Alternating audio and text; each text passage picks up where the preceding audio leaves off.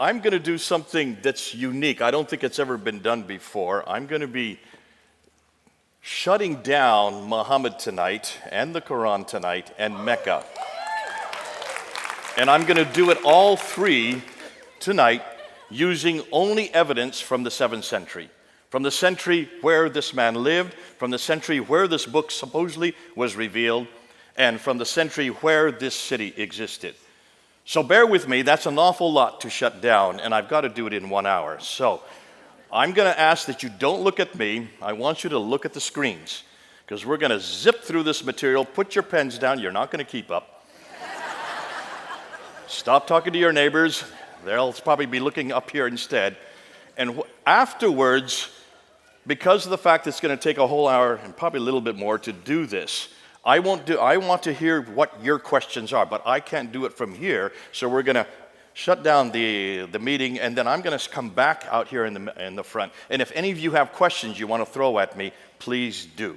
But before I do want to introduce some books that my good friend George Saig, who's in the back. When you go to the foyer, please look at this book. This is the book that really confronts the Quran.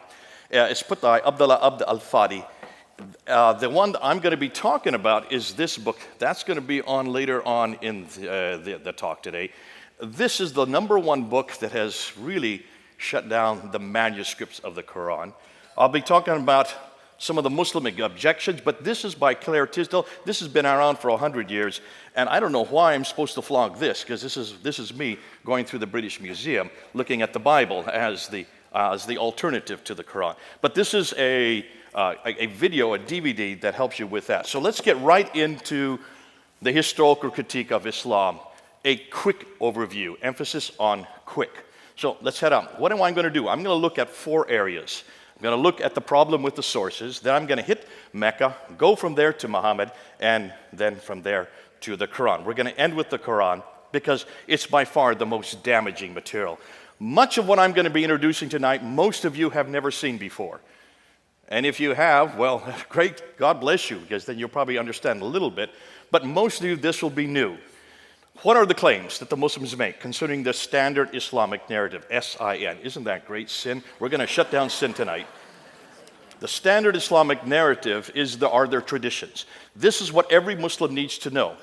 Though every Muslim, whether they are radical or nominal or liberal, how they walk, talk, eat, drink, sleep is dependent on those traditions, on the standard Islamic narrative. Now, they all believe, every Muslim would believe that Muhammad was the last and greatest prophet, born in Mecca in 570, died in Medina in 632, modeled Islam as a paradigm for the whole world, and received the Quran as his final revelation. Therefore, the Quran is his revelation, sent down between 610 and 632.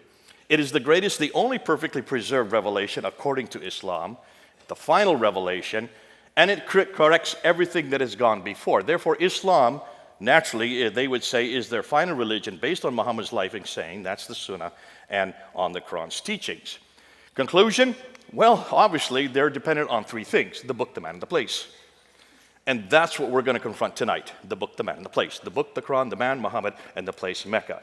Since all 3 are foundational to Islam, without one of them, the others 2 fall. We should investigate all 3, and we're going to do that tonight.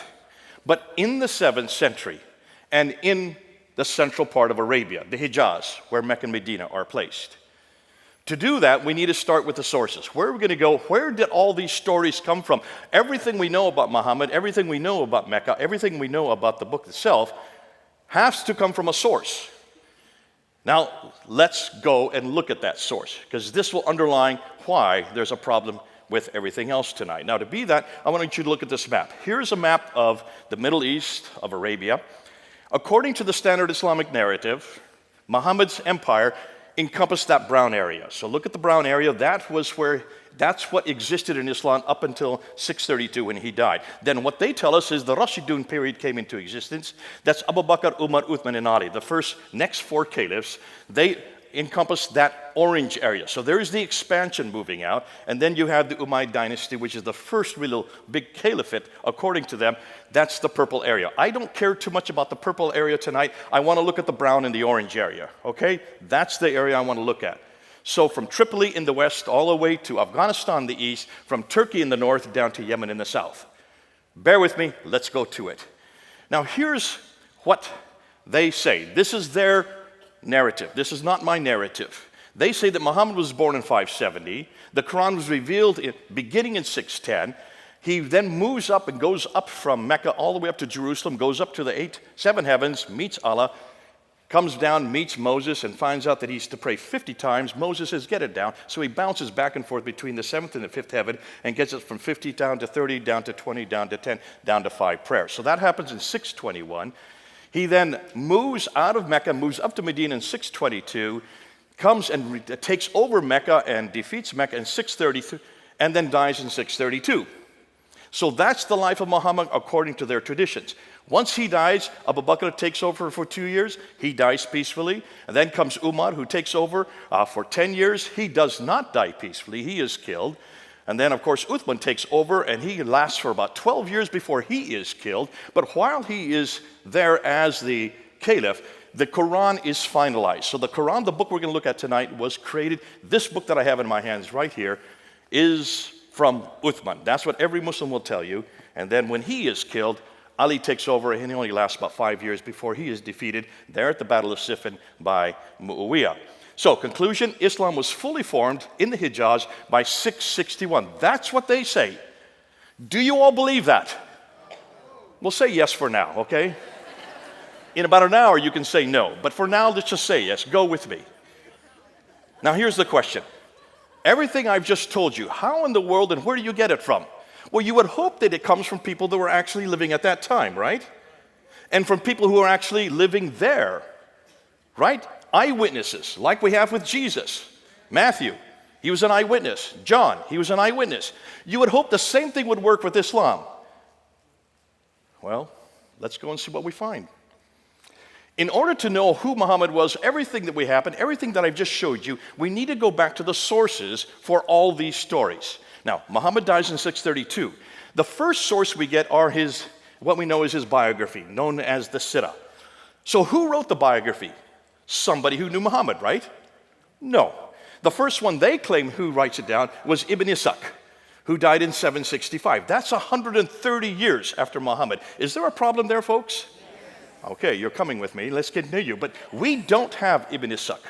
We have to go to this guy here, Ibn Hisham. He is the one that actually writes down what Ibn Ishaq says, throws out most of it, and only retains what he likes. He dies in 833. After him comes Al-Waqidi, who dies in 835. That's what we know about Muhammad. Nothing from Ibn Ishaq. So let's just get rid of Ibn Ishaq. Whoop, there he goes. But that's not the only thing we have. That's not the only. We have an enormous amount of material on Muhammad, on what he says. This is known as the Hadith. And the sayings, these are the sayings of what Muhammad said. They were first written down by Al-Bukhari. Now look at his date, 870. You thought Ibn Ishaq was bad enough. This is 240 years after the fact.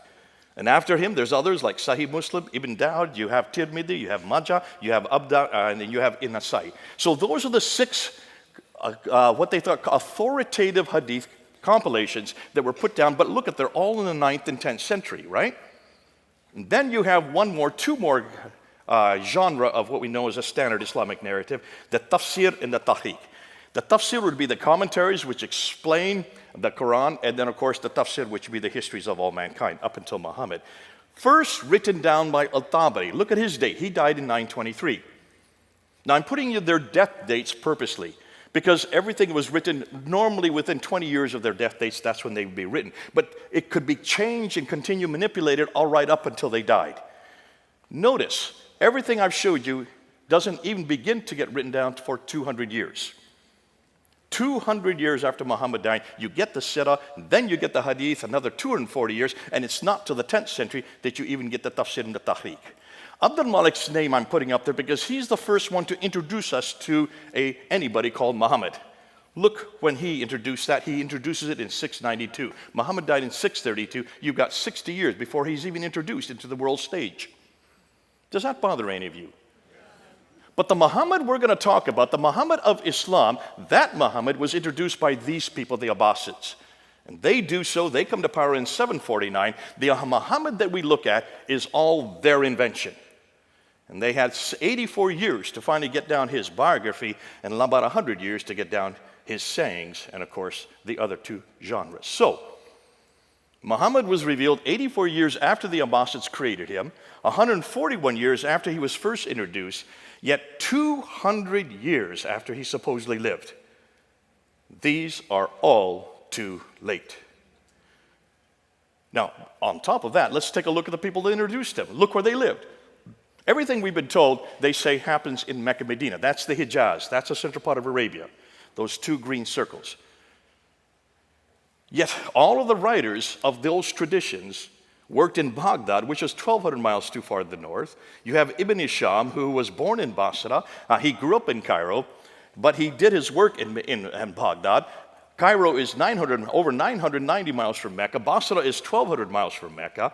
You have Al-Bukhari, who writes the hadith. He is from Bukhara, which is Uzbekistan. That's 2,600 miles away. Al-Tabari, who wrote the Tafsir and the Tahqiq, he comes from Tabaristan, northern Iran. That's 1,700 miles away. None of the traditional writers lived or worked in Mecca or Medina. They were all too far to the north of Mecca and came from the west and east of Baghdad. All of these northern areas is where the Abbasids originated from. Are you starting to get the picture? There's a problem here. Everything we know about the man Muhammad, everything we know about the Quran, everything we know about Mecca comes from 200 to 300 years later and hundreds of miles further north. Too late and too far away. Okay, so you say, well, the same happens in Christianity. We've got the same problem. Do we? Let's do the same application. Let's look at our tafsir. Let's look at our hadith. In fact, let's put the same genre that we've just looked at for knowing who the book, the man, the place is, and let's apply it to Jesus Christ. Because Jesus Christ also has a sirah. That's the biography of Jesus written by Matthew, Mark, Luke, and John. Am I correct?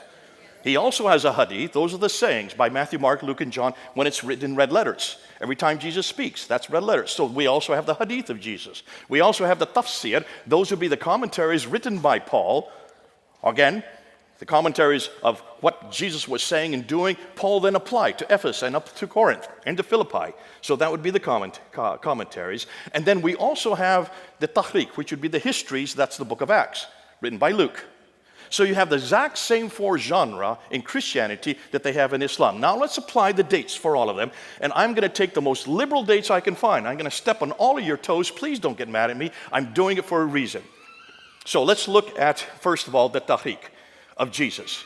The history of the early church written by Luke between 52 and 62 AD. That's within 20 to 30 years, you already have the Tahriq of Jesus written down. When you look at the tafsir of Paul's letters, he was killed in 65 AD. He was writing within 50 years of Christ's death. So within 50 to 34 years, you already have Paul's commentaries, the tafsir written down. As far as the sirah and the hadith, the first writer to write them down would be Mark, 70 AD, that's within 37 years. You have Matthew and Luke coming right along, 80 years after, and then finally we end with John, who is the last to write the sirah and the hadith of Jesus. That's within 57 years. What that means is that within 29 to 57 years, all of Christ's hadith, sirah, tafsir, and tahriq have been put together. All of the New Testament writers lived in the same place Jesus lived, and they either knew him personally like John and Matthew did, or they got the material from others who saw what he did and heard what he said, like Mark and Luke. You do a comparative between these two. When we compare these two different genres of literature, Christianity knows everything about the book, the man, and the place within 15 to 60 years. Islam has to wait 200 to 300 years. Which do you think is more authoritative? Look at the comparison, folks. Thank God we don't have that problem. As a comparison, if we were to depend on the sources for Jesus compared to what Muslims are dependent on for Muhammad, Jesus would not begin to appear until the 3rd century. How would we defend him? Yet no one's asking the same question of Islam until we are now going to do it tonight. So I'm going to make it one step further. Remember I just got done telling you that Ibn Hisham wrote the sirah of Jesus and he died in 833, and that's 200 years after the fact? You heard me say that, right? I lied. We have nothing from Ibn Hisham. Nothing has been written that was written by this man in the 9th century. So where did this book, this is the book you all have to read. If any of you do any study on Muhammad, you have to read The Life of Muhammad written by Alfred Guillaume. This is the standard work that everybody has to go to. Where do you think it comes from? It doesn't come from Ibn Hisham. It comes from this gentleman right here, Heinrich Ferdinand Wüstenfeld, a German scholar, an Arabist living in the 1800s, who for 2 years between 1858 and 1860 went to 4 different German cities, this is in Europe, to different schools and certainly different libraries, and he just started putting together everything he could find on this man named Muhammad. Put it together in that 2-year period and published it in 1860. That is the biography that all of you have to read, because that was taken by Alfred Guillaume, then translated first into French and then into English. Everything we know about Muhammad comes from that German scholar, and it's only 160 years old. The man who Muslims are dependent on to know who their prophet is or what he did is an elderly German linguist who wrote Muhammad's story 160 years ago, thus over 1,000 years too late. Can you imagine how they're going to defend this? If there's any Muslims here, how will you defend your prophet now? Looking how late everything is concerning what he did there in supposedly the 7th century. You can see then the dilemma for scholars today. Their conclusions are Islam as we know it did not exist in the 7th century, but evolved over a period of 200 to 300 years. The Quran probably was not revealed to one man in 22 years, like Muslims tell us, but likely evolved over a period of 50 to 100 years. The conclusion, the history of Islam, at least from the time of the Caliph Abdul Malik, 685 to 705 and before, is a later fabrication. A later fabrication. Now, if that were the case, the problem is, well, what are we going to do? How is it? You can see what their concern is. They said, well, where do we need to go? Well, I would suggest let's go back to the 7th century. Since we can't trust the 9th and 10th century for what Muhammad was doing or what the Quran was in the 9th and 10th century, let's go back to the century Muhammad lived. Let's go back to the century if Mecca existed. And let's go back to the century that book was written. So let's start with Mecca. Why do I want to start with Mecca? You'll see why. Mecca is enormously important. Remember, Islam is dependent on 3 legs. You take out one of the legs, the other 2 collapse. So if you start with the book, the man, and the place for the 3 legs, if you start to confront Mecca, it starts to teeter. Once you shut down Mecca, everything else collapses. Because if there is no Mecca, then it doesn't matter who Muhammad is or what the name is or where you find him, he's not in Mecca. Right? And if he's not in Mecca, then what Muhammad are we talking about?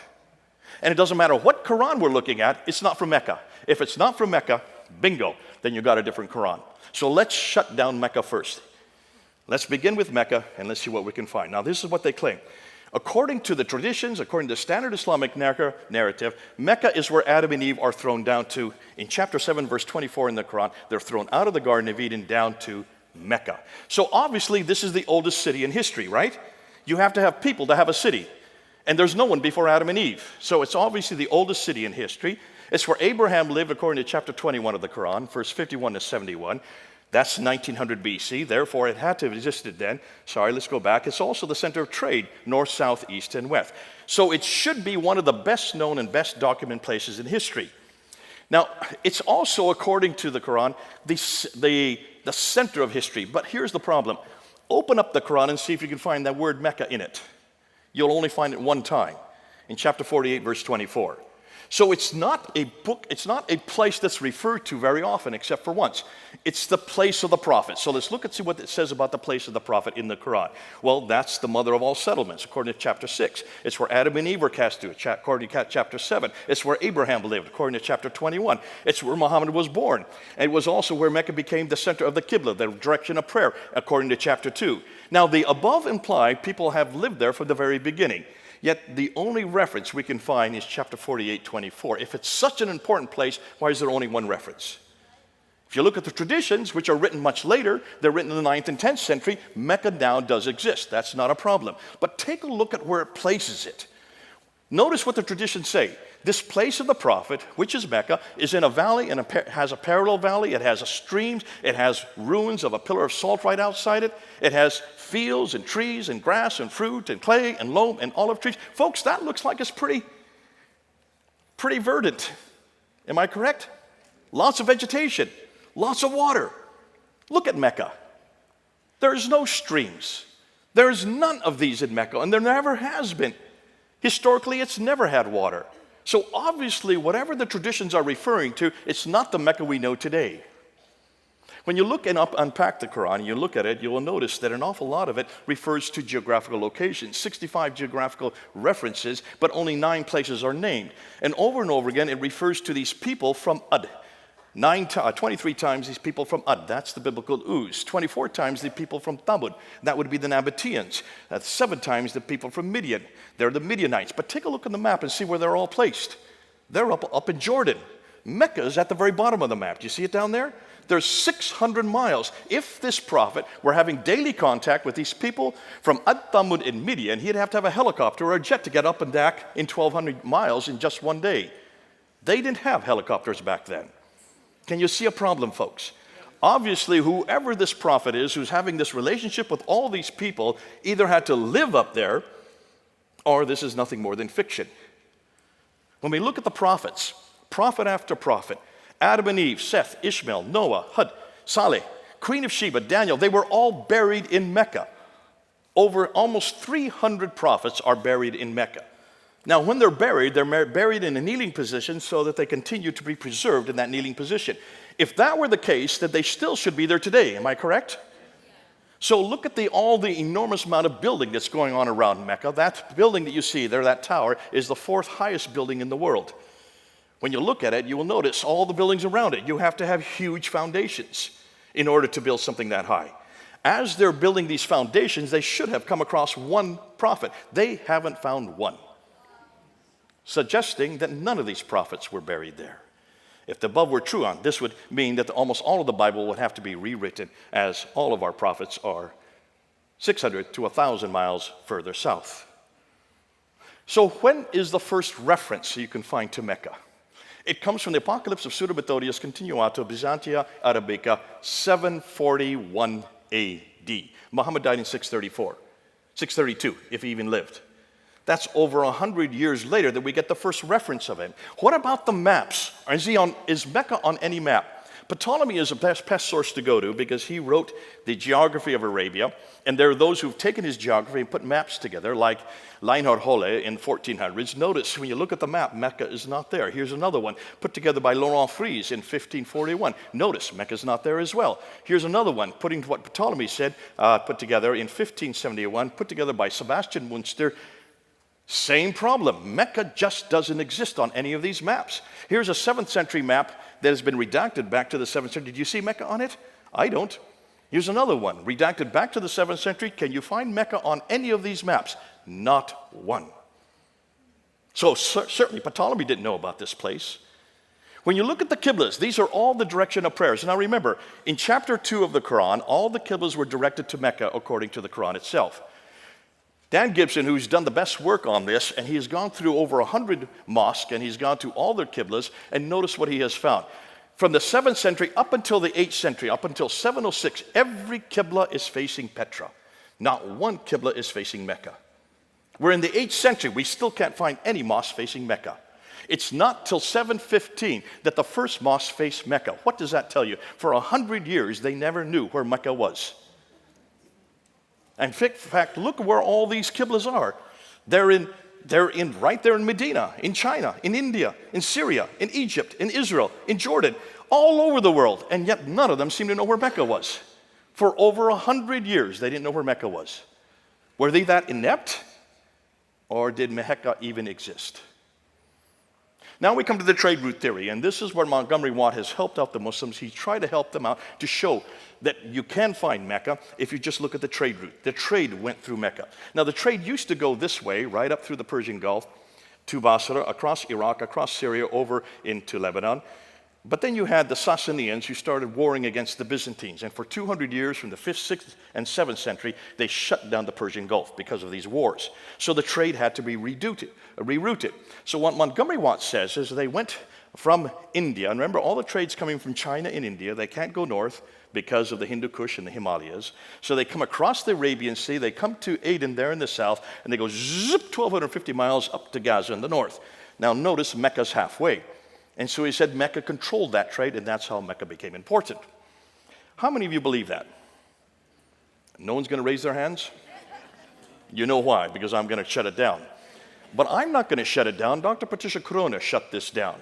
This woman, Danish, read and wrote 15 archaic languages. How many of you could read and write 15 archaic languages?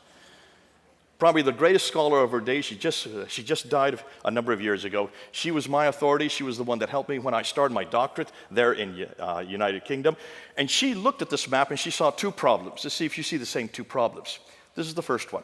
She said, hold on a minute. If you're taking all the goods off in Aden and you're going up along what we call the Western Plateau where the oases are, you'd have to go up to Taif.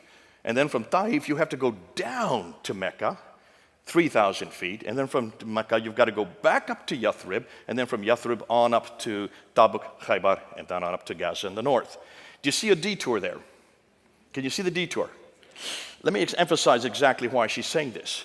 Let's look at this topographical map, and let's just put these cities that are on the trade route. There's Aden, there's Sana'a, there's Najran, there's Taif, there's Yathrib, Tabuk, Petra, and then on up to Gaza. You notice they're all on the Western Plateau. Are you seeing that? Can you see it from this topographical map? So where's Mecca? Bingo, right there. 3,000 feet down from Taif. Let me give you another map. Here's another one, a topographical line map. There's Aden, there's Sana'a, there's Najran, there's Taif. Now you can see Yathrib, there's Tabuk, Petra, and Gaza. So where's Mecca? Bingo. Now can you see? It's way off the Western Plateau. It had no water. Why would you go from Taif down 3,000 feet to a city or a place that had no water and no food for your camels, and then come back up 3,000 feet to get up to Yathrib? So that was the first problem. But here's the second problem. She said, why in the world would they even get their material off in Aden and go 1,250 miles by land when they have a waterway on the left? Why wouldn't you just stay on ship? Even today, look how all our goods are sent all over the world. They're sent by ship, are they not? It's the cheapest way to send anything. And you've got the Red Sea there on the left. So why didn't they go on the Red Sea? Now, she's clever because she reads and writes 15 languages. She went back to all the trading documents from the 2nd, 3rd, 4th, 5th, 6th, all the way up to the 7th century, something no Muslim has ever done. And she wrote a book called Meccan Trade and the Rise of Islam in 1987 and got death threats because of what she found. This is what she found. She said, when you go and watch the trade, it comes across the Arabian Sea over to Aden. Yeah, it did stop in Aden. They would get provisions there. But it did stop there. They wouldn't take off any goods there. They would go up into the Red Sea. They would go to Agilis, and she found Agilis over and over again. And then from Agilis, went up the Red Sea, on up to Petra, and then from Petra to Gaza, and then from Gaza right across the Mediterranean world. That's what she found. But she didn't go far enough. That was in 1987. We have found something else. See, what she didn't realize is what part of the Red Sea and what side of the Red Sea did they go up. To do that, you need to look at topographical maps from space, and you need to see where the channels are. Do you see the dark blue line there, right in the middle of the Red Sea? There, I'm going to put a red line on it so you can see it even better. That's where the big ships go today. But back in the 7th century, they didn't have big ships. So where did they go? They went where the orange lines are, the golden lines. Those are the channels that the boats use. Notice they're not on the Arabian side, they're on the African side. Am I correct? So, unlike the East Arabian shore, which was arid and dry with no fresh water and thus few people, the West African shore had plenty of fresh water and had larger populations. What's more, the West Coast had easily accessible ports. We know their names. Here they are. The ports along them are Asab, Agilis, continue on, Suakin, Berenice, and Safaga. Look at the dates. They all predate Islam. Notice they're all 1 day's boat ride apart. So they would go in every night to shelter. These have been around since the 3rd century BC. On the Red Sea side, on the Arabian side of the Red Sea, the only port that we know of is called Yanbu, which supported Yathrib. So what about Jeddah, which supports Mecca? Muslims have always asked me, well, then didn't Jeddah exist also? Dr. John Halting, who is the world authority on Jeddah, wrote his book on it. And if you look at his book, he says Jeddah did not exist until the 8th century AD. It was created because Mecca was created. Mecca had no water, therefore it needed provisions. That's why they created Jeddah. Therefore, since there was nothing, let's get rid of Jeddah and Mecca. Boom, they go off the screen. Without Jeddah, without Mecca, what happens to Islam? A big red X. Well then, what about the civilizations? Maybe they knew about this place. So let's ask, and Dr. Patricia Corona went around, she asked this question. If Mecca was the oldest city in the history of mankind, someone somewhere should have heard of it. So she went and she looked at all the empires to see what they said. Now remember, she reads and writes 15 languages. So she read everything in its original tongue. The Assyrians, she found nothing about Mecca. The Babylonians, they knew nothing about Mecca. The Roman Empire knew nothing about Mecca. Neither did the Persians. What about those closer to it? Much closer, like the Nabateans. They knew nothing about Mecca. And the Sabaeans knew nothing, and neither did the Himyarites, or the Azdis, or the Kindas, or the Kedarites. None of these people, including the Nubians right across the Red Sea, none of them had heard of Mecca. Not one word. All the way up until the 8th century. What does that say about Mecca to you folks? If it is the center of history, if it's the oldest city in history, if it's where Abraham lived, if all the trade now north, south, east, west is going through it, why had no one heard of it? Well, what about the other cities that were in that area? Let's ask and see if they are, because there are a lot of cities in that area, or towns, not really cities, they're hamlets. And let's see if history knows about them. Let's look at Najran, which is about 400 miles south of it, a small little town. But Strabo talks about it, Pliny the Elder talks about it, Ptolemy talks about it, Aretas, all of it, it's well known. What about Sana in Taif, in Yathrib, and Khaybar, that are right near Mecca? Yes, they're well known. The Greeks talk about it from the 6th century BC, they refer to these places. Mamre, Pliny has a whole book written on the history of it. Petra, Zukowski has written an entire book on the history of Petra. Maghrib, where Muhammad Mariktan has written another history on it. Why are all these insignificant towns referred to, but not one of them referred to Mecca? I'll tell you why. To know why, take a look at a map and you'll see why. Look at those 4 maps. Those are 4 topographical pictures of Arabia. And what do you notice about Mecca and Medina? Well, the central part where Medina and Mecca are is a desert, right? Where there's the desert, there's no water. Where there's no water, there's no food. Where there's no food, there's no people. Where there's no people, there's no towns. Where there's no towns, there's no cities. Where there's no cities, there's no civilization. Where there is no civilization, there is no history. It's as simple as that. How long did it take me to say that? 10 seconds. And you can do the same. You have to have water, folks. If there's no water, there's no history. That's why it was called Patria Deserta by the Romans. It's always been a desert. That's why none of the prophets could have come there. Nobody has ever heard of it. Just like Mars, without water, there's no point even going there. But we have to go there. Let's go to the Hajj. Because the Hajj is where you need to find out. If the Hajj has been there from the very beginning, then it should be also archaic. It should be the center of history. Am I correct? When you go to the Hajj, and those of you who can't go because you're not Muslims, but you go and you circumambulate that square building called the Kaaba 7 times. Why do you circumambulate 7 times going counterclockwise? Good question. I'm going to tell you. To do that, you need to go to Petra. Petra also has a Kaaba that you circumambulate 7 times going counterclockwise. Why does it have a Kaaba? Well, you need to go to this city. Do you recognize it? Jerusalem. You've got to go back to Jerusalem that also have a Kaaba. Remember, Kaaba means square in Arabic. It also means square in Hebrew. And the Kaaba in Hebrew was the Holy of Holies. And the Jews would circumambulate it 7 times going counterclockwise because of Jericho. God told them to do it 7 times going counterclockwise. They still did it as a pilgrimage to Jerusalem. Therefore, the Kaaba that was in Mecca comes from Jerusalem. It gets better than that. After they circumambulate 7 times, they then run back and forth between Safa and Marwa, the 2 mountains that are there. Take a look. Do those look like mountains to you? They're only about 20 feet high. You can climb on them as kids. Those are not mountains. Those are rocks. They're called Marwa and Safa, and the Muslims run back and forth 7 times. Why? Because Hagar is in the desert. She's thrown out of Mecca by Abraham, who's living in Mecca. She runs out of water. She needs to find water for Ishmael. She runs back and forth 7 times between 2 mountains. Folks, those don't look like mountains to me. In fact, hold on a minute. They're only 100 feet away from the Kaaba, which is in the center of Mecca. If she's out in the desert and she can't find water, then what is she only doing 100 feet away? Why don't she just knock on any door and get some water for the neighbors? Can you see there's a problem here, folks? This is not the original Marwa and the original Safa. This is nothing more than a facsimile. This is nothing more than when you go to Las Vegas, you'll see an Eiffel Tower there, right? That's not the original Eiffel Tower. You'll see a pyramid there. That's not the original pyramid. They're nothing more than facsimiles. That's what you're looking at. So where is the original Marwa and Safa? Though some people think it's in Petra. You need to go to Jerusalem. Go to Mount Moriah, where the Temple Mount is. What is the name for Moriah in Arabic? Marwa. You go down to the Kidron Valley and go back up to Mount Scopus. That's what the pilgrims all did. And what is the name of Mount Scopus in Arabic? Safa.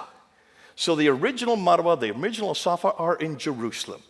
God bless the Muslims. All they did was plagiarize. Everything is plagiarized in Islam. When you look at the Hajj, you can see that the Kaaba is plagiarized. You can see that the Safa and Marwa are plagiarized. You can see that the Hill of Arafat, I don't have time to get into it, that's plagiarized. You can see the Jamarats where they throw 49 stones. Why 49? Because it's a multiplication of 7, which is the holy number in Judaism. They've just plagiarized from the Christians. You look at the Zamzam well, that is the same thing, the same word that is used for the well there in Siloam, the pool of Siloam in Jerusalem. And then we get to the black stone. Thank God this is not plagiarized. What in the world is the black stone doing there? On the eastern corner of the Kaaba. Every Muslim, as they circumambulate, they kiss the stone so that they get their sins forgiven. Who can forgive sins but God? This is idolatry, folks. And it's at the very seat of Islam. The very center of Islam is based on idolatry. If Muslims say God is one, then what's that stone doing there? That does not come from Jerusalem. To understand that, I'm not going to go into it because I see I'm running out of time. I need to keep going. Look and go up on Fander Films. We've got all of it up there. We're now unpacking all of this material so you can see it. So can you see? No one could find Mecca placed in the Quran. Crone pretty much debunked the trade route theory. Gibson debunked the Qiblas. Crone also debunked, she not only debunked that, but she also debunked the maps, and then we debunked the trade route going through the Red Sea, and then of course the 5 stages of the Hajj. Though Mecca has existed since Adam and Eve in Surah chapter 7 verse 24, there is no evidence of it anywhere until 741. And everything we now find in Mecca, we could find previously in Petra, and now even earlier in Jerusalem. You ready for Muhammad? What do we know about Muhammad? Well, last and greatest prophet according to Islam, modeled Islam for the world, received the Quran, has a final revelation. Everything we know about him we can find in the Sirah Ibn Sham, but as I now said, it looks like that comes from a German scholar named Wustenfeld. And the Hadith of Bukhari, we don't have anything from al-Bukhari until the 11th century. And the 8 of his 9 volumes don't appear to the 16th century. The same problem we're having with the Quran, we'll get to that in just a bit. Now, is he referred to in the 7th century in the time period he supposedly lives? If he did exist, someone should have known about him, right? Or said something about him. So what we need to do, let's start with the coins. Because the coins, if there's any caliph coming to power, the first thing a caliph will do, or a king will do, will mint coins with his name on it, his image on it, and also what denomination he belongs to, what religion he belongs to, and the date of the coin, right? That's what they all do in those ancient days because they didn't have newspapers, they didn't have TV, they didn't have radio. They knew that everybody would touch coins. So let's see where the mints are. According to Islam, everything that the caliphs did was in Medina, which is in the south there in Hijaz. But when you look at the mints, notice where all the mints are. The mints are all up there in Syria, Jordan, and Israel today. Those are the western mints. What about the ones in the east? They're all in what is today Iran and Iraq. There are no mints whatsoever where they're supposed to be. All the coins were minted too far north. Did I not say that earlier, too far north? What's interesting is when you look at the coins themselves, the conclusion is none of these mints were in the Hijaz. Instead, they were too far north, possibly because the Hijaz was a desert with no water. And where there is no water, you know the rest of the story. Let's then look at the coins, because the coins were being minted by people who were living at that time. And they were leaders. Notice that when you look at the mints, look at the coins from the 7th century, 620, 630, 640, 650, up until 661, you notice that almost all the coins are Christian. Look at the crosses on them. That's what you do. You put the cross in if you're a Christian.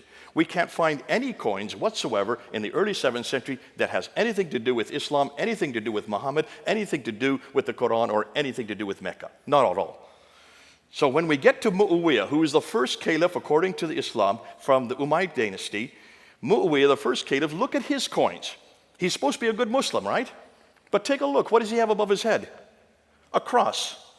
Take a look at the 2 that are on the right there. Look at the 2 bottom ones there. There's Mu'awiyah. He has a cross above his head. He's holding a cross in his hand. On the back side of the coin is the word Muhammad, which is Muhammad. That's the first reference to Muhammad anywhere, and that's 663. Possibly, is he Muhammad? No. What does Muhammad mean in Arabic? The praised one. So who's the praised one? Well, if he's holding a cross and he's got a cross, who do you think the praised one is? What's his name? Jesus. Thank you. Let's prove that. So let's go to an inscription that Muawiyah put that. This is an inscription by Muawiyah. There's his name. And he refers to himself as the servant of God, commander of the believers. And what does he have right there in the top left? A cross. So who is he a servant of God for? And what believers? Christians. He was a Christian, folks. All the coins say so. They don't lie. This is the 7th century. He rules up until 680, and then you have Abd al-Malik come to power in 685. Abd al-Malik is the one that we need to look at because he introduces new coins that introduce the Shahada. La ilaha illallah Muhammadur Rasulullah. There is only one God but God. Muhammad is nothing more than the servant of God. But remember, Muhammad is a title. It means the praised one, right? So what does he do? Because of he puts that up there, Justinian II goes to war with him. He's the Byzantine emperor. Abd al-Malik wins the battle, and he puts up this coin with himself as victorious. I didn't know you could put up images of yourself on your coins, not if you're a Muslim. So obviously he's not a Muslim. Obviously this Muhammad that's there has nothing to do with him. It has everything to do with Jesus. Why? Just look at the Dome of the Rock that he built. Look at the inscriptions on the Dome of the Rock that he built in 691. When you look at the inscriptions, you will see they're all attacking the divinity of Jesus, his Christology, the Trinity, and his sonship. All of these inscriptions say not three, for God is one and he has no son. For truly, God does not beget nor is he begotten. One is in chapter 4, verse 171 of the Quran. The other is in chapter 112. These are all attacking Jesus Christ. And then you get, for truly, there is only one God but God. And the praised one, so who's the praised one? It's all about Jesus, right? So the praised one is nothing more than the messenger of God. He was an anti-Trinitarian Christian, attacking the Byzantine Christianity. Why? Because they're his greatest threat as the other superpower of his day. He then introduces this coin. This is my coin. I bought it now. And all of it is attacking Jesus Christ. Folks, this is the beginning of what later became Islam. All started by this man, and it was all to confront Jesus Christ. It's all against our Lord. The coins don't lie. If you want to go to the inscriptions that find the exact same thing. They're found in the north. They're found in the south. None of them are found in the middle. Why do you think they're not found in the middle? There's no water. There you go. Boy, you learn fast. Ilka Lindstad is the one who dated he was the one that looked at the rock and the inscriptions, and he looked at the 100-year period between 640 and 740, and he noticed that all these inscriptions, which are written in Arabic, they do have formula, but it's nothing to do with Islam. It's pious formula, which has much more to do with Christianity. It's not till 690 to 710 that the Prophet Muhammad is introduced into these inscriptions. Muslim rites such as pilgrimages, prayers, and fasts are introduced about 720, and Muhammad as a man and the people called Muslims and the religion called Islam are not introduced until 730. That's over 100 years after Muhammad, if Muhammad even existed. It was only in the 730s onwards that there is evidence of popular devotion to a man named Muhammad as a prophet and messenger, which makes the Islamic traditions incredibly awkward. There is a 100-year silence prior to this that indicates that Islam did not exist as a distinct religion until long after the time of Muhammad, which cast doubt on whether he had any part in starting Islam. I'm going to go through these real quickly. I just want to show you, what about the references to Muhammad in the 7th century? There are major references. There are 4 of them. Only the 4 references. Take a look at every one of these references to Muhammad in outside sources. Take a look. He is known as the Tayyaye de Muhammad. Muhammad the Tayyaye. Who are the Tayyaye? They were Lockmans. They lived in Iraq. So obviously the praised one is from Iraq. Look where Iraq is on a map. It's over 600 to 1,000 miles further north. What about in 636, the Arabs of Muhammad, which is in Yarmouk. Where is Yarmouk? It's north of Israel. So obviously this is way too far north. Muhammad never went to Israel. I don't remember him ever being to Iraq. 660, Sabaeus talks about the Ishmaelite called Mahmed, who was aligned with 12,000 Israelites. First of all, that's not historical. There were no 12,000 Israelites who were going to war against the Byzantines. That never existed. So obviously, this is fraudulent. But nonetheless, look and see where this is. This is way up in Damascus. So that Muhammad, I don't recall Muhammad ever being that far north. And then you have John Bar Benkaya in 690 talking about a teacher and leader of the Arabs who obviously was named Muhammad. Who is this referring to? Look and see who the Arabs were. They were all Christians, but they were not Trinitarian Christians at this time. It's really John of Damascus who really identifies and sees for the first time the Muhammad we're starting to come across. And he does refer to it, talks about Muhammad, who comes with his ludicrous doctrines, comes with 4 books. the book called The Cow, which is now Surah 2, the book called Women, which is Surah 4, the book called The Table, which is Surah 5, and the book called The Camel, which is Surah nothing. There is no camel surah in the Quran. So obviously, whatever John Damascus is, it's not the Quran we know today. And the Quran is much bigger than just 3 surahs. There's 114 of them in the Quran. So obviously, this means that there was no Quran that early. Every reference to Muhammad in the 7th century places him in Gaza, Jerusalem, Damascus, or Hira, which are all situated too far north and probably refer to another Muhammad, the praised one. Now we get to the Quran, and this is where it really gets really delicious. This is the best material, folks. Sit back. If you want to go to the toilet, you can do, but you'll miss everything. So let's go ahead.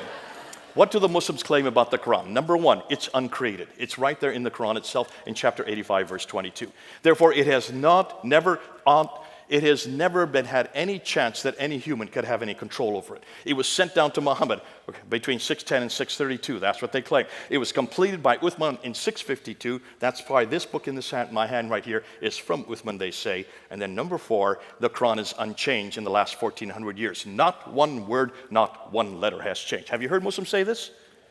Every Muslim says those 4 things. Just memorize those 4 words. Uncreated, sent down, completed, unchanged. That's all you need to know. I'll come back to it. I'm going to shut down those 4, but I'm going to show you something even better about those 4. Hold on. So what do Christians claim about the Bible? Is the Bible uncreated? No, of course it's created. We know who wrote it. We even know the authors. We put their names on most of the books.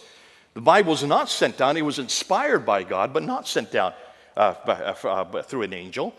Bible was complete, so yes, we would say that was the case. The thing is, we don't have any of the original manuscripts, so we don't know what the complete is. Has it been changed? Yeah, parts of it has. We know where they've been changed. We know even what we even put. We're very transparent. We put in right where the verses that have been added or there have been scribal errors have been taken away. So we know that. We're very clear about that. And we're only talking about 40 verses out of over 6,000 verses. So tonight, I'm not going to shut down uncreated or sent down because I'm not there. I'm going to shut down complete and unchanged, those 2. That's what I want to look at. So what I want to look for is one Quran manuscript from the 7th century that's complete, 114 surahs, that is unchanged. And this is what I've asked Muslims all over the world. I've debated over 100 debates that I've done with Muslims, and this is what I always ask. Show me one manuscript of your Quran from the 7th century that's unchanged, just like the Quran I have in my hand here. Where do we go to find out about the Quran? We have to go to Sahih Bukhari. Remember I told him that he died in 870, so he's the one that tells us how the Quran was put together. Now this is what he says. He says, Muhammad died in 632. It had not been written down. It finally got written down in its final form at the time of Uthman in 652, the 3rd caliph. He then sent 5 copies to 5 different cities, Mecca, Medina, Basra, Kufa, and Damascus. And those then became the canonized Quran for the whole world. In 652. The problem is almost immediately another Quran supplants the one in Damascus written by Ubay ibn Ka'b. It had 116 surahs. That's 2 more than are in the Quran today. Another was written in Baghdad, written by Ibn Masud. It had 110 surahs. That's a 4 less than what is in the Quran today. Another was written by Ibn Musa, 114 surahs. It had so many differences. According to Arthur Jeffrey, who's done the work on this, if you just look at those manuscripts and you compare with the Quran today, there are about 15,000 differences. You've got a problem. So how could there have been one Quran? There were at least 5 Qurans from the 7th century from Mecca, Medina, Basra, Kufa, and Damascus. We cannot find one of them. Now, one of those Qurans exists today. Folks, we're only talking about 1,400 years ago. As Christians, we have the Sinaiticus, the Alexandrinus, we have the Vaticanus. These are from the 3rd and 4th century. That's 200 to 300 years before the Quran. Why can we reproduce our entire Bible? We have 365 manuscripts of the New Testament before the 7th century. Why can't they come up with one Quran from the 7th century? That's my question. They are the ones that claim it, not me. Where are these 5 manuscripts? Look at those cities. They've always been controlled by Islam for the last 1,400 years. So how could they have lost it? Rather inept, wouldn't you say? So, before we get into the manuscripts, I want to look at the Qira'at. These are the readings. This has probably done the most devastating material that's just come out in the last few years. These are the original manuscripts. Now, I say original means these are the earliest manuscripts. You notice when you read them, you can all read the Arabic. You notice you can't. Why can't you read that? Because in order to be a reader Arabic, you need to have dots and vowels, right? There are no dots and vowels on that. You need that. Why? Because those manuscripts, the Samarkand and the Sana, those ones had 16 letters. But you can't read it today unless you have vowels to help you out, or dots. Today there are 28 letters, so obviously another 12 letters were added. Why? Because of the dots. Now there are 6 letters that don't require dot, like the aleph, the kaf, the lam, the mim, the nu, ha, and the waw. The other 22 all require dots. What am I talking about? Well, take a look at one smiley face.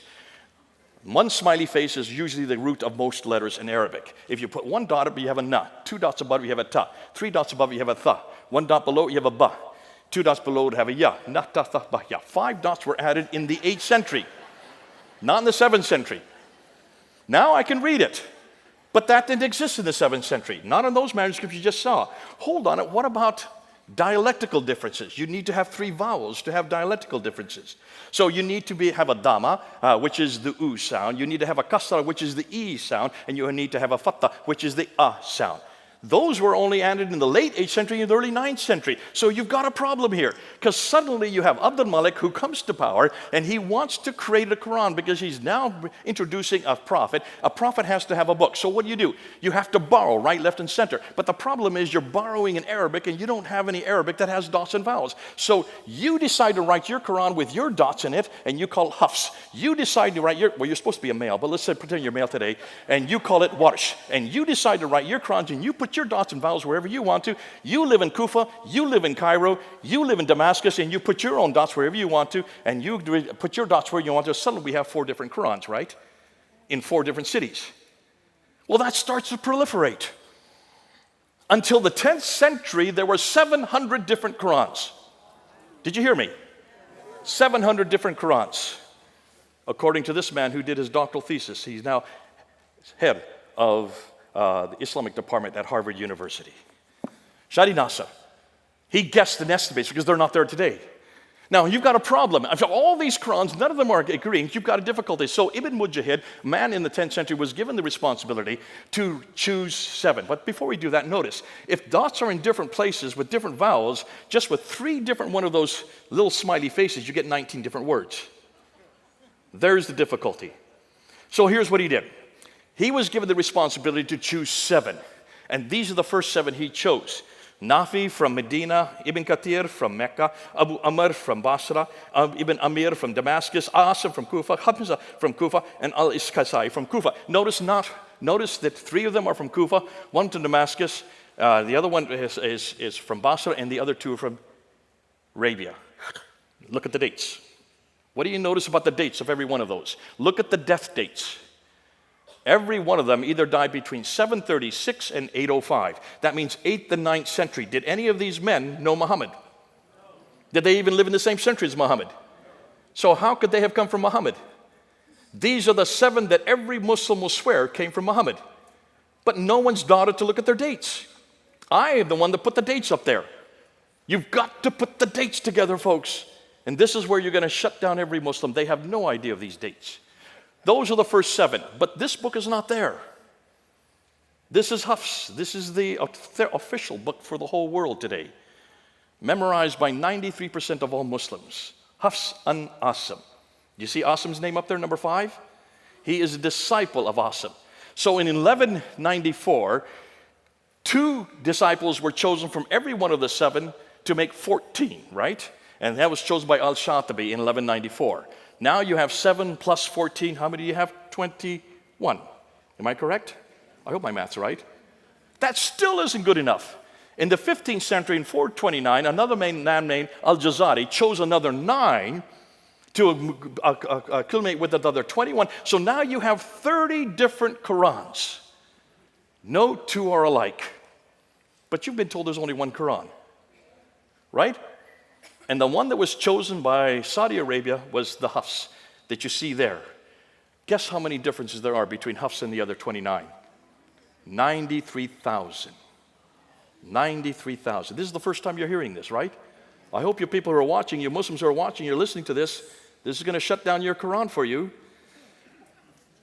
Who is the one that found this? Hatun Tash, my colleague. She's only 5'2". She's from Turkey.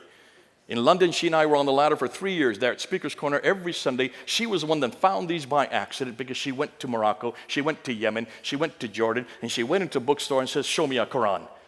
And they said, well, which Quran are you talking about? I said, what do you mean, which Quran? They said, well, we have Qalun here, we have Hafs over here, we have Warsh over here, we have Kisai over here, we have Ibn Kathir. She said, well, give them all to me. So she brought them back to London, showed me them, and I looked at them and I said, oh man, I started laughing. I thought these were all destroyed in 1924. They're in Cairo and thrown into the Nile. Evidently not. There they are. She has found now 26 of them. She brought 26 of them down to Speaker's Corner. We held them up in 2016. We filmed it. It went all over the internet. This shut down the Quran in 2016. See the man that's there on the right, the tall man with the beard? His name is Muhammad Hijab.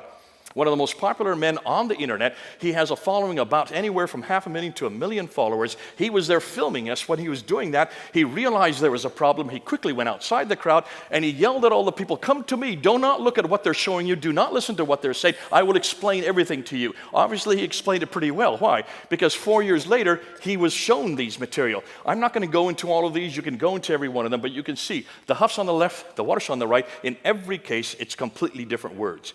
Just by changing the vowels, by changing the dots, you not only get different words, you get different meanings. You don't even get different meanings. You get different doctrines, you get different theologies, and you get different practices.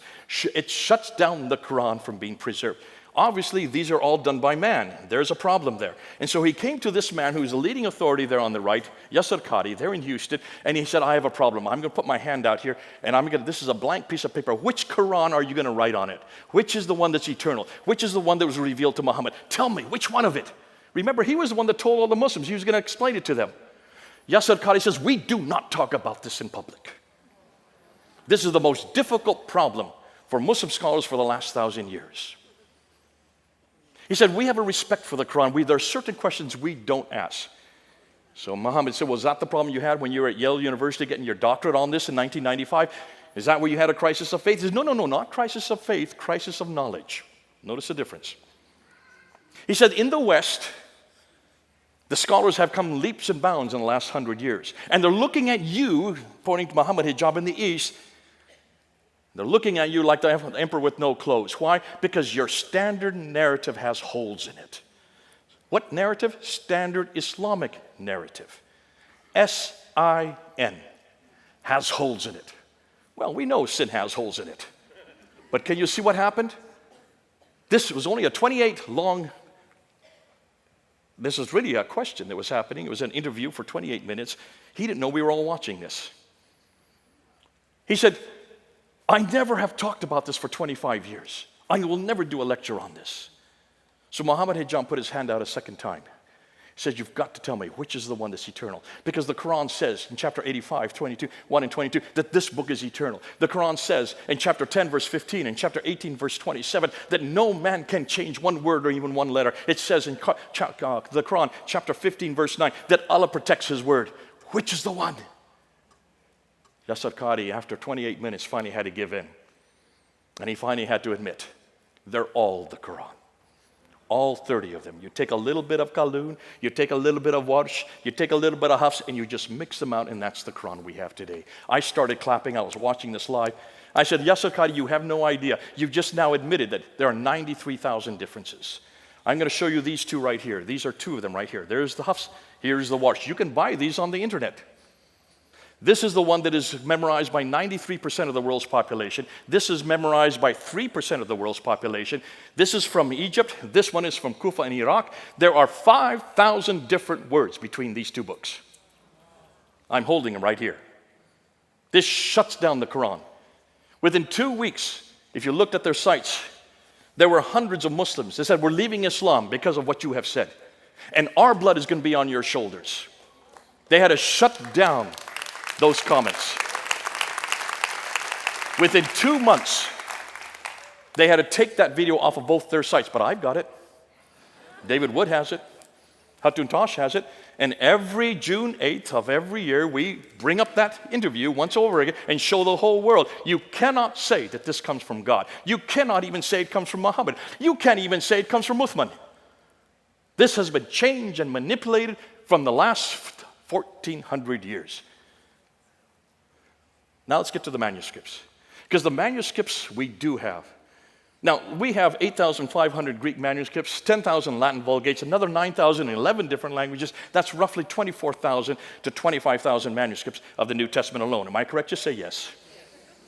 How many manuscripts do they have that are early? 6. You want to see them? There they are. The Topkapi from Turkey, the Samarkand from Uzbekistan, the Ma'il in London, the Petropolitanus, I'm sorry, I'm going the wrong way, from France, the Al-Huzayni there in Cairo, and the Sana manuscript, the most exciting, there in Yemen. I'm not going to unpack every one of them. These are the ones we're debating. I did a debate on these 6 manuscripts in 2014 with the world's leading scholar, Dr. Shabir Ali. He could not answer one question because he'd never looked at these manuscripts. I have 3 of them, the facsimiles of 3 of them in my office. We're looking at them. Folks, do you notice what we have found? No 2 of these manuscripts are from the 7th century. They're from the 8th, 9th, and 10th century. No 2 are alike. And they don't agree with the Quran we have today. The best one, the Topkapi, which is about 99%, has 2,270 manuscript variants. When you look at the Sana manuscript, it has 2 different layers of letters, and there are 63 verses in the lower layer. It has 70 variants just within those 63 verses. Can you see there's a problem here? I'm not going to get into these ones here. These are the carbon datings. But when you look at the carbon datings of the earliest manuscript, the Sana manuscript, the datings of the carbon datings of this manuscript, they are date from 390 to 550. They all predate the Quran.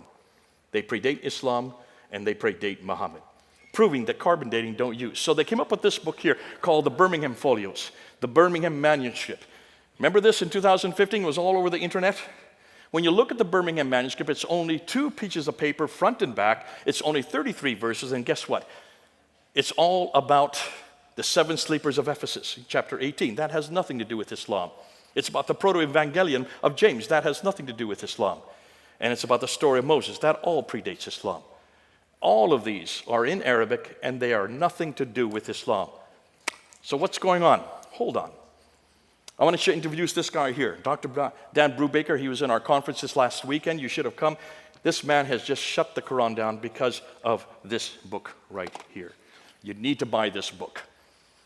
Basically what he has done is he's taken the Muslims at their word, and he says, if there's no changes in the last 1,400 years, let's see if I can find changes. And he's the only one that's looked at all the manuscripts, and he has found insertions. There you can see some there. He has found erasures. There you can see erasures there. He has found erasures overwritten. You can see them there in the red. He has found overwriting without erasures. He has found selective coverings. There are so many coverings in the middle one there. There are 8 different coverings. Every case when you see insertions, when you have overwriting, when you have any one of these references, these differences, what happens in every case, it brings it down to a standardization of the Hafs text. Means that this is censorship that's been going on for not 1,400 years, it's been going on since the 1300s. For 700 years, they've been changing these manuscripts to make them so they all are alike. Selective coverings, overwritten, and tapings. We went down to Speaker's Corner. I go down there whenever I'm in London. There's Hatun Tash, the 5'2" lady that destroyed the Quran. They're on my left there. And we decided to introduce this book there at Speaker's Corner. While we were there, one of the leading scholars on the right there, Mansoor Ahmad from Bangladesh, got up there and tried to shut us down. And he was making the claim that you can trace the Quran back all the way to the 7th century. So I turned to him and I say, okay, you can do that. Show me what manuscript you're talking about. It's not the Topkapi or the Samarkand. It's not the Petropolitanus. You can't use the Huzayni, and don't use the Ma'il manuscript, and certainly don't use the Sana manuscript, because all of these are 8th, 9th, and 10th century. Which is the manuscript that goes back to the 7th century? He finally had to admit that there were 96% of the Quran that they could find within the 1st century. That means between 622 and 721 or 719. Notice the 63 that he's talking about. These are the fragments that he has found. Notice we looked at every one of these fragments. None of them, those ones I'm putting up there, no one has come to any conclusion on those 20. The next 9 are all after 719, so they shouldn't have used those 9. And the next 34, no one's done any work in. Which means he has basically, what the Muslims have done, they've just created manuscripts or fragments. Most of these are just 1 or 2 verses. They've tried to come up with 63 to come up with 96% of the Quran, and none of them can be used from the 1st century of Islam. Ooh, I love it. It makes my job so easy. Thus, none of them are really valid, since all of them are either later or tentatively dated or have no supporting evidence. So, where did the Quran that we have in our hand, where did it come from? This book right here. It was chosen in 1924 by one scholar named Muhammad al-Husseini al-Haddad. Why? Because they were having such problem amongst the high school kids there in the city of Cairo. They were having 30 different answers for all the questions. They went to Muhammad al-Husseini al-Haddad and said, choose one. And he chose this one. What did they do with the other 29? Threw them into the Nile, like I said earlier, thinking that would get rid of them. They didn't count on Hatun Tash, 5'2" lady. They decided to find them in 2013. Nonetheless, that was so successful of choosing one Quran that by 1936, it was then chosen as the Quran for the entire country of Egypt.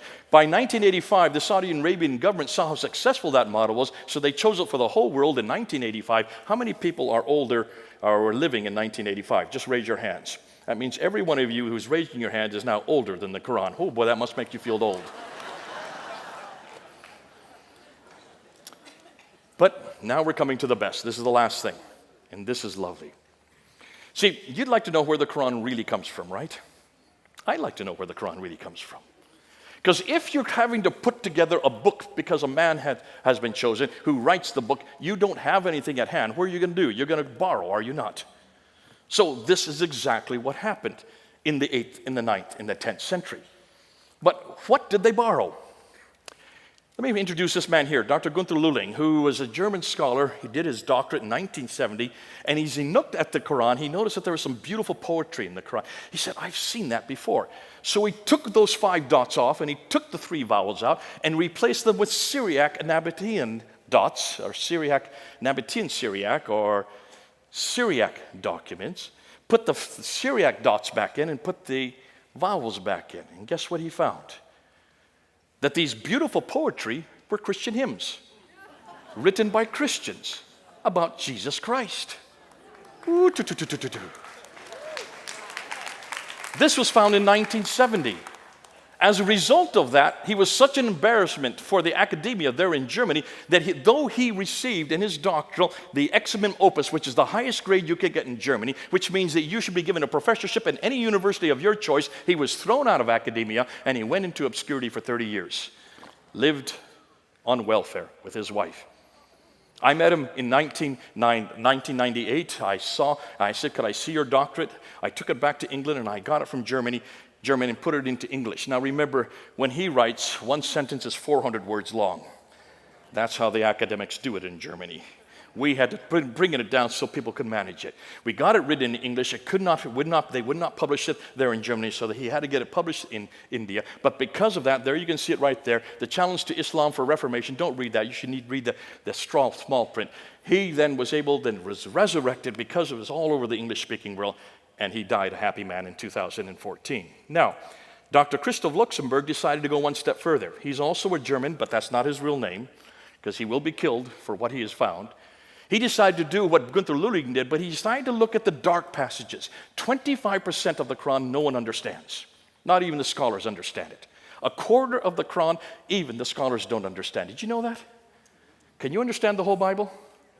Certainly you can. When Jack Hibb gets up here, does he open the Bible? Please say yes. Does he read it? Please say yes. Does he unpack it for you? And does he apply it to your lives? Why? Because you can understand every word of it. And you can understand it in English, right? Thank God for our Bible. But see, you can't do that with the Quran. You can't do that with the Quran. You can't understand these 25. So what are you going to do? Well, he decided to do what Gunther Lulling did, and he took and went to every one of those passages. And he went through 7 layers. I won't go and unpack each one of them. He went through 7 layers, taking off the vowels, taking off the dots, looking at the lexicons, looking and seeing if he could find any Arabic words. He couldn't find any there. So he went to Syriac, put the dots back in, put the vowels in, and he went to the lexicons in Syriac, and guess what he could find? He could reproduce all the 25%. All the dark passages he was able to reproduce. But what did he find? Once he took the Arab Quran and put it to its Aramaic roots, all the dark passages were Christian lectionaries, Christian homilies, and Christian hymns. Every lectionary, homily, hymn was about Jesus Christ.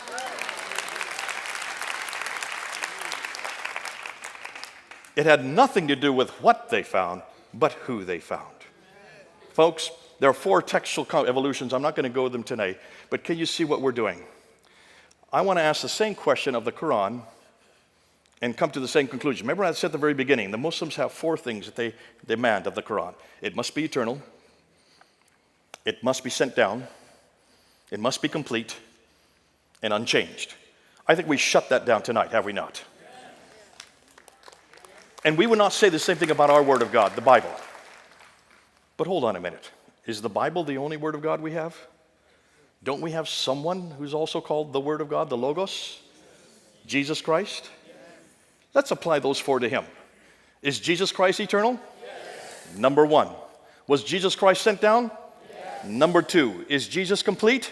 Yes. Number three. Is Jesus unchanged? Absolutely. Everything the Muslims need, we've got. Thus, the four criteria Muslims are looking for in their Quran as their primary revelation, we already have in Jesus Christ, our primary revelation. Folks, we need to bring them home to a much greater and a better revelation. And what's his name? Jesus. What's his name? Jesus. Oh, I love it. What a name. Let's pray. Our Heavenly Father, as we've gone and we've unpacked these three areas, we've looked at the book, The Man and the Place, we've also looked at the sources.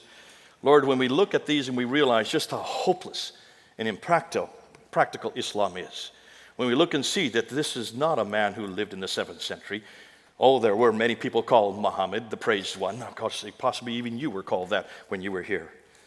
But Lord, when we look and see who he is and what has become of him and what they've put to, it's not a man I want to follow. When we look at the Quran and we see that there was no Quran in the 7th century, there was not even a city called Mecca. Lord, everything they're dependent on those three things, we've now just using 7th century, we have shut down.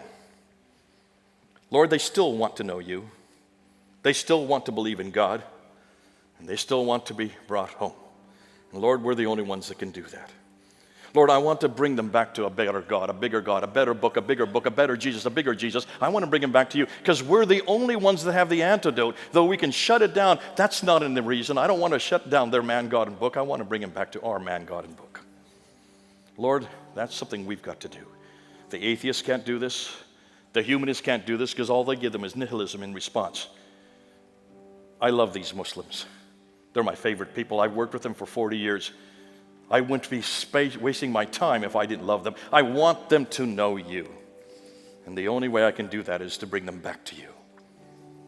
What a God you are, a God who enters time and space. What a God you are, a God who gave us his revelation. What a God you are, because you came and died for us and rose again. And that's the God they need to know. Lord, help every one of us who's here and those who are watching. Let's bring them home. Let's bring them home. In Christ's name we pray. Amen.